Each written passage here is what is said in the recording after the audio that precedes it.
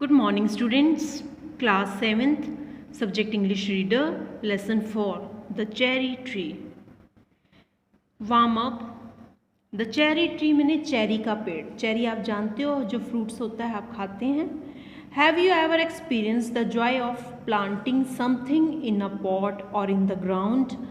How did you feel when you saw the first tender shoot or the tiny green leaf share with your partner? क्या आपने कभी गमले में या ज़मीन में कुछ लगाने की खुशी का अनुभव किया हो?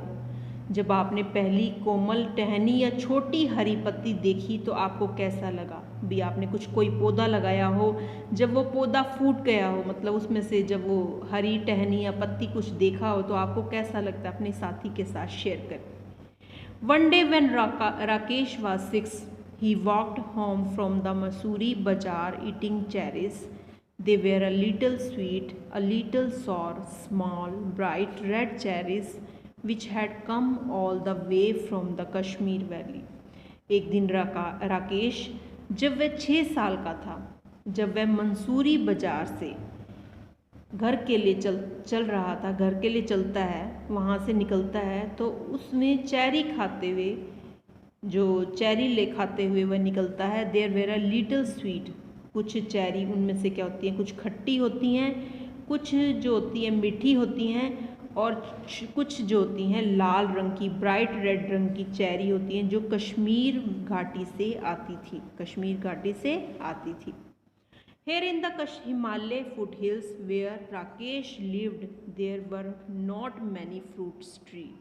The soil was stony and the dry, cold winds stunted the growth of most plants, but on the more sheltered slopes there were forests of oak and deodar.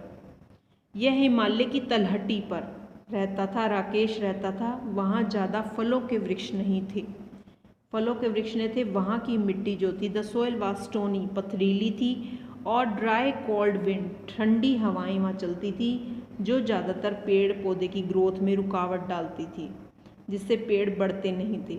ढलान वाले घर थे, लेकिन अधिक आश्रय वाले ढलानों पर ओक और देवदार के जो हैं, डियोडर मैंने देवदार के जंगल थे। Rakesh lived with his grandfather on the outskirts of Mussoorie, just where the forest began.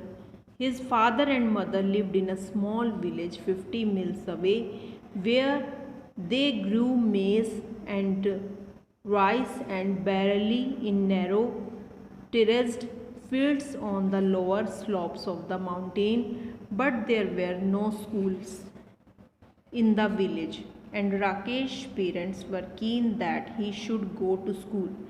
As soon as he was of school going age, they sent him to stay with his grandfather in Mussoorie. Grandfather was a retired forest ranger. He had a little cottage outside the town. Rakesh किसके साथ? अपने दादाजी के साथ मंसूरी, जो Mussoorie border के outskirts मैंने last में रहता था, जहाँ से जंगल शुरू होते थे। उसके पिता और माता जो है 50 मील दूर एक छोटे से गांव में रहते थे, जहाँ वे पहाड़ की निचले ढलानों पर संकरे जो खेतों में मक्का, चावल और जौ उगाते थे, मेज, rice and बैरली in narrow.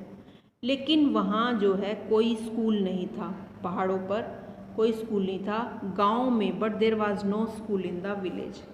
Rakesh parents were keen that they should go to school. Rakesh के माता पिता चाहते थे कि वह स्कूल जाए। जैसे ही वह स्कूल जाने की उम्र का हुआ तो उन्होंने उसे मंसूरी के दादाजी के साथ रहने के लिए भेज दिया। दादा एक सेवानिवृत्त, grandfather was a retired forest ranger, सेवानिवृत्त अफसर थे, वहाँ पर सेवानिवृत्त एक वन रेंजर थे, सॉरी यार। He had a little cottage outside the town. उनकी जो छोटी सी झोंपड़ी थी, शहर के बाहर उनकी एक छोटी सी झोंपड़ी थी। Rakesh was on his way home from school when he bought the cherries. He paid 50 पैसे for the bunch. It took him about half an hour to walk home, and by the time he reached the cottage there were only the 3 cherries left. Rakesh school से घर जा रहा था। उसने cherry खरीदी। उसने गुच्छे के लिए 50 पैसे का भुगतान किया। उसने एक गुच्छा चेरी का खरीदा और उसके लिए 50 पैसे दिए। घर चलने में उसे लगभग आधा घंटा लग गया। जब तक वह झोपड़ी में पहुंचा तब तक केवल 3 चेरी ही बची थी। स्टूडेंट्स, आज हम इतना ही रीड करेंगे, बाकी चैप्टर कल रीड करेंगे। Okay students, have a nice day.